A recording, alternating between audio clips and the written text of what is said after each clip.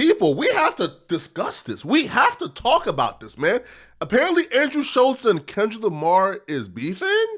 Now, it all started from a little one-liner in a song, but Andrew Schulz have taken it to the point where if Kendrick Lamar sees Andrew Schulz and he don't smoke him, I can never look at Kendrick Lamar the same again. Kendrick Lamar sent some bars at Andrew Schulz's way on Whacked Out Murals, which was the first track on his album GNX. Now, the line that's directly talking about Andrew Schulz is, "Don't let no white comedian talk about no black woman, that's law."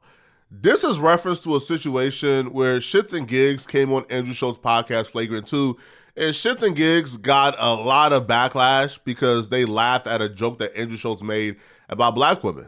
You guys don't know about the black girlfriend effect.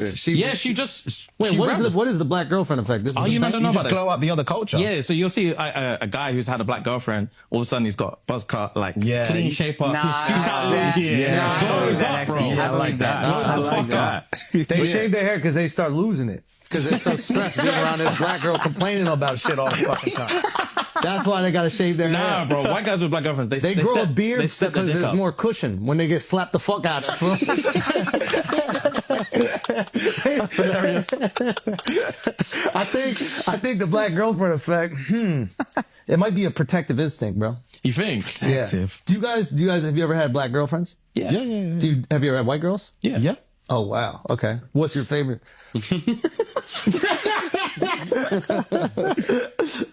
We love them all. Yeah. Oh, really? We love them all. Yeah. That means white. Yo, who gets... That means white. Hey, let me get the US translation. Kendrick fans, get it! We love them all. That's royal. Yeah, Black Twitter was not happy about that particular clip. Now, Black Twitter isn't a demographic for Andrew Schulz podcast, so Black Twitter cannot really affect Andrew Schulz, not one iota, but the comedians who were on the podcast, Shits and Gigs, their entire demographic and audience is Black Twitter. So they felt the brunt of the backlash, and they folded under pressure, and they apologized. And Andrew Schulz didn't really make it any better because Andrew Schulz sort of clowned them and laughed at their apology. Nice. Yeah. Right, before we get into today's episode, quick PSA, quick acknowledgement. So, if you know, you know. If you don't, that's fine. But we just wanted to address something that's happening at the minute. This past weekend, there's been a couple of clips going around from when we did a session on the Flagrant podcast while we were on our US tour. And there were a few jokes made that were incredibly inappropriate. One specifically pertaining to black women. And in the clip, Andrew was making a joke. I'm not even going to get into specifics. Frankly, like, racist joke. And we were laughing at it. And to give, first of all, before we get into like specifics or anything like that, obviously there's just literally no excuse. The Kendrick Lamar line to me is more so a diss towards Shits and Gigs. He's essentially saying, where did all that shucking and jiving get you? You shucked and jive, and now your white friend, Andrew Schulz, he disavowed you and threw you to the wolves, which to me isn't even a fair representation. Andrew Schulz stands for free speech, right? So if he feels like, they're copping out, he's going to clown them, right? It don't matter if they're black or white, he's going to clown them, right? Now, Andrew Schulz, by the way, so we can just get it out the way. Andrew Schulz is a comedian who, by the way, his longest relationship before his now wife was with a black woman. If you are a fan of Andrew Schulz, you know that him and Sarah dated for a very long time. So do I feel like Andrew Schulz got any type of malice or hatred towards black women? I don't. I feel like it was a joke. But Andrew Schulz responded back to Kendrick Lamar in that line. He went on his podcast and he absolutely violated, and he made some good points while violating. I'll be real. He made some wonderful points. So we have to review this, people. Okay. The N-words that coon, the N-words that being groomed, slide on both of them. Whoa. That seems like a call to violence. It does. Why would he call to, if he's about protecting black people, why would the call to violence be towards the black dudes, not the white guy making the joke? Well, you gotta understand. What? Well, no. You gotta understand. Because I snitch. I cooperate. I tell. I don't want to have to be the Kendrick Lamar defender in this video, but I feel like I kind of have to based on how this video is starting. I'm probably going to have to defend him a lot in this video. But Kendrick Lamar, the reason why he would direct his anger towards shits and gigs is because, well, they're black, right? And because they're black, they have an onus and an obligation to the culture. So you being a white comedian and you saying those things that you said, even though I took no issue with what you said, and I do believe those are jokes, Kendrick Lamar is saying that if you said something insensitive about the culture, and there were two black comedians who have a place in the culture of stature, and they sat there and took it, well, they have to be held accountable to us. You don't. It's expected from you. They are expected to defend the culture in your presence. And because they didn't do so, this is why we have to hold them accountable. So that's why he's directing the attention towards shits and gigs and not you. And I don't think it has anything to do with, you calling the police or you snitching, even though I do believe that was made in jest. But yeah, the obligation is with them, not with you, Andrew Schulz, all right? Because, you're a white man. Now, they continued, and they also brought up something that I do believe was a tad bit unfair. Yeah, litigation. Okay? You go squabble up in a jail cell. Here's what you got to understand about Ken. It's very important to him to protect black women. That's why he's never done a song with an abuser confirmed. He's never done a song with anybody that's suspected of abuse. He's never threatened to remove his music from Spotify because they removed R. Kelly's music, who for sure fucked and held captive underage black women. Hold on. This is all very important to Kendrick. Wait, just let me understand what's going on here, because I think that you're using sarcasm as a comedic device. It is a comedic device. But you're so fucking smart right now that I don't know if you're serious or making jokes. Are you saying that Kendrick Lamar put it on wax that he is protecting black women from white comedians' jokes, but not the kidnapping, molestation, and Oh, yeah. of R. Kelly? And actually, in reality, he would take his own music off Spotify to protect R. Kelly? Yeah. Someone who's kidnapped, A sexual molested, predator? Yeah. and black women? This is so unfair and such a mischaracterization of what actually took place. And the fact that they're misrepresenting this just makes them lose credibility, to be honest. Because no, Kendrick Lamar didn't advocate to keep R. Kelly's music on Spotify. No, he didn't advocate to keep other abusers like XXXTentacion music on Spotify. What actually took place was Kendrick Lamar was taking a stance against something that Andrew Schulz himself has taken a stance against, which is free expression and free speech. You see, Kendrick Lamar, along with other artists, woke up one day and realized that Spotify made an announcement. Like, Spotify just woke up out the blue one day without any warning and said, hey, bro, we have a new hateful conduct policy. And people were like, okay, what's the policy? Now, watch how atrocious this policy is and why somebody like Kendrick Lamar would take a stance against it. The Spotify hateful conduct policy is this, right? In May of 2018, Spotify's new policy about hateful conduct and hate content set out to remove artist playlists from its platform that engage in hate speech.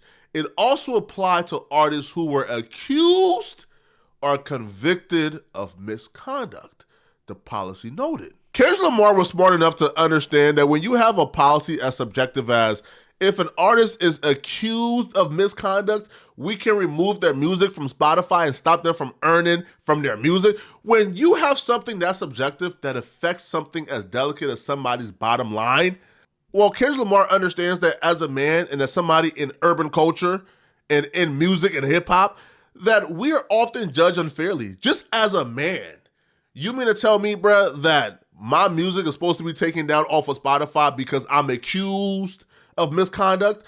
Hold up, son. That's not right. You mean to tell me, bro, that a mere accusation would be enough for me to have my livelihood taken away from me and stripped away from me? And not just that, now guess what? I can't go number one. I can't chart on Billboard because Spotify has my music taken off their platform. That's not fair. It obviously isn't fair. And Kendrick Lamar stated, hold up, no. Men in general, right? These laws unfairly or these rules unfairly apply to us, right? It's obviously going to be a disproportionate amount of consequences being handed down on hip hop artists and men in general. And he said, nah, that's not true. But the hateful conduct would have affected people like R. Kelly, XXXTentacion, and others. Kendrick Lamar was advocating against the policy, not against who's getting removed, but against the policy. But Spotify being slick, they put out, hey, Kendrick Lamar said he he's going to take his music off the platform if we take down R. Kelly's music. No, that's not true. And Andrew Schulz and Akash know that's not true. So them even pushing this narrative is kind of like crazy. So they pretty much went from this to then Andrew Schulz decided, okay, he's going to fully crash out, right? Andrew Schulz began to sort of like say some things towards Kendrick Lamar that if you see this man is not going to be anything other than immediate violence. I need you to do it, Kendrick. You want to squabble up with Kenny? No. I mean, here's the thing. This is the thing that is kind of funny about it. Is like, first of all, Kendrick's people and the gang affiliate, everybody, his security, they will kill me. They will destroy me. They'll find me in the street. They'll fucking cut me up. They'll shoot me. They'll do whatever. I'm not a tough guy. Y'all would do. But just Kendrick, I would make love to him, and there's nothing he could do about it. Just Kendrick Lamar, I would make love to him, and the only thing that he could do is decide if it's consensual or not. That's the only thing he could do. If it's me and Kendrick, this is about physics. It's about physics. I don't even know if I'll get hard. But if we're in a cell, there's a chance that if we're in a cell and we're bored and we done tattooing each other, whatever you do in the cell, and we ran out of board games and we did all the other things, we cleaned everything, and I'm like, man, I might as well. I've seen other pseudoscience, Hebrew Israelite, tree-hugging, pro-blacky YouTubers trying to bring race into this, bruh, and speaking on the race factors and how, miss me with that, bruh. Nah, this is good old imano disrespect. Andrew Schulz is expressing what a lot of people probably feel about gangbangers, right? See, a lot of people feel like when it comes to gangbanging, or dudes like Kendrick Lamar who come from a certain environment, who accomplish affluence and influence, well, they're saying that, his toughness comes from his connection. Andrew Schulz is expressing what a lot of people will probably say about Kendrick Lamar, which is, we don't respect him imano, meaning 5'3", 5'2", 130 pounds, bruh. You not hurting a butterfly. You Kung Fu Candy. You not, you are the eccentric nerd kid from a particular environment, bro, who got some money now, so now you're well tied in. But you can't hurt a butterfly. And the fact that Andrew Schulz is expressing that, a man who's not from hip-hop, a man who's not from the streets, he's a suburban comedian, bro, and he's expressing how little to no regard that he and other people may have for Kendrick Lamar's manhood and toughness. Kendrick Lamar, when you see this boy, man, you gotta spank him. You gotta spank him, bruh. Cause you can't be making songs like Squabble Up. You can't be telling Drake that when you see him is up, you wanna spank him, right? That, Drake gotta go to hell with you when you see him. You can't be talking like that, bruh, and give Andrew Schulz a pass. We want you to give Andrew Schulz the same pressure you gave Drake. Cause if you don't give Andrew Schulz that pressure, bruh, we may have to figure out, okay, is you terrified, man, of the 6'2" Germanic southpaw boxer? Is you terrified? Right? Because I'll be real, bro. Any man speaking like this about you on the internet where your son exists? Nah, bro. You got to do bad things to him, man. You. There's nothing he could physically do to stop that besides put his legs in the air and choose a position. Maybe I'll let him choose a position. Why are you pulling this picture up, Mark? Why are you doing this? Put up that picture of him and Travis Kelce's girl. Look at that shit. Oh my God, dude, that's unbelievable. I'll be honest. I would go so far as to say I don't think he could stop most people on the planet from having sex with him. Like, the only reason he got security is to stop people from having sex with him whenever he wants. Now, don't get me wrong, there's people who could me against my will. I was in an elevator once with this drag queen, and this motherfucker was like 6'5". Oh, yeah. And we're in the elevator, and we're going down. I'm like, if he wanted to take it, I gotta cause a ruckus or something like that. Like, I gotta shit my pants. I gotta do something. I gotta shit my pants. I gotta do something to stop. He might enjoy it. I have no clue what they're into. Twitter is having a mixed reaction to this. Tariq Nasheed, a longtime adversary of Andrew Schulz, he would say that Andrew Schulz wants to buck break Kendrick Lamar, which is a term used for slavery, right? Where the slave master would take the biggest, baddest, most defiant slave, tie him up to a tree, and he would penetrate him. And he would penetrate him to show the other slaves that if this big, bad, defiant dude ain't listening, look what can happen to you, right? Emasculate him so the other slaves can fall in line. Now, Tariq Nasheed is taking this a little bit too far. I don't feel like this would apply to this. It continues, man. So Sasha says, Andrew Schulz literally read Kendrick to the ground is hypocrisy for me. So, people more, the Drake stands, all right, are pro Andrew Schulz, and the pro black people are anti Andrew Schulz, all right? So Twitter is in a frenzy. Now, one person in particular who responded back to this was Peter Rosenberg, who apparently called out Andrew Schulz for having a voice in hip hop. Bro, I don't feel like Andrew Schulz has a voice in hip hop, all right? Andrew Schulz is really famous. So when he speaks on hip hop, y'all share his clips, right? But nobody is looking at Andrew Schulz as like an aficionado in hip hop. But here's what Peter Rosenberg had to say about Andrew Schulz. I don't know Andrew Schulz, all right? I've never understood it. I don't get it. Never understood how he got a voice on hip hop. He's not a DJ, not an expert on the culture, not anyone who's ever put anyone on, played music, supported artists. He just sat next to Charlemagne and all of a sudden got a pass to start talking about a music and culture he knows nothing about and doesn't understand fundamentally. Kendrick takes a shot on him on the album by pointing out that people shouldn't let a white comedian talk about black women, whatever. His response is to threaten to sexually assault Kendrick in a weird joking way. Okay. Flat, weird joke, but I get it. I get the job you're trying to do. And then also responds by pulling this, since when has hip hop been so pro women? Because hip hop's so pro women. Why are you talking about hip hop? We're talking about Kendrick Lamar. Kendrick is the representative for all rap. Do you even like rap? Do you even like hip hop? Like, I know you don't care about black culture at all. Like, you're one of those people who talks about the music because it's hot and trendy. You don't know it. You don't get it. You don't love it. It deep down, it's just a means to an end for you. I get that. But you went straight Bill O'Reilly, and when a rap artist says something, you come at all rap as if Kendrick Lamar is 2 Live Crew. The man's been uplifting women his entire career. How is that your reply?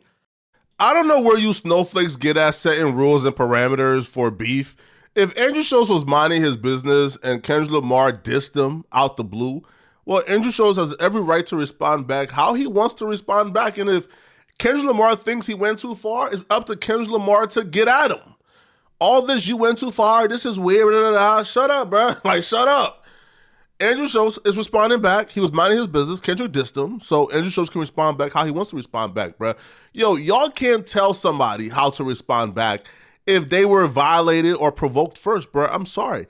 Now, Punch TDE, a high-ranking member of TDE and longtime associate of Kendrick Lamar, he responded back to Andrew Schulz, and he was sort of confused about the joke, I guess. He writes, wait, I know as a black man who's involved in hip-hop music that we are a bit slow and don't really understand sarcasm and humor, but did my guy say he wants to sleep with Dot? I know he was trying to be sarcastic with the we are slow and don't understand sarcasm and humor, but ironically, how he finished off the paragraph proves he don't understand sarcasm and humor, or he's slow, right? Because Andrew Schulz never stated he wants to sleep with Kendrick Lamar. What Andrew Schulz stated was, if him and Kendrick Lamar was in a cell together where it's literally mano a mano, Andrew Schulz is saying that he could literally do whatever he wanted to do with Kendrick Lamar, and Kendrick can't do nothing about it. So Kendrick should stop popping it online like he liked that.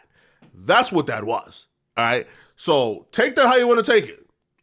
If he was in a cell with Kendrick Lamar, he's saying the 5'2" homie can't do nothing about whatever he wanted to do to him. Hey, man. Now, I'm interested to see how this will play out. I'm sure, like, Kendrick Lamar will probably respond back, throw some bars his way. I don't know, bro. But y'all let me know in the comment section, what do you guys think about this, all right? And if you're still watching this, man, click on this video here somewhere on my screen, here, to find out, man, how this no jumper situation has gotten 100% worse with Adam and a former employee. Click on this video here to find out what I'm talking about. I'm out of here, folks. Peace.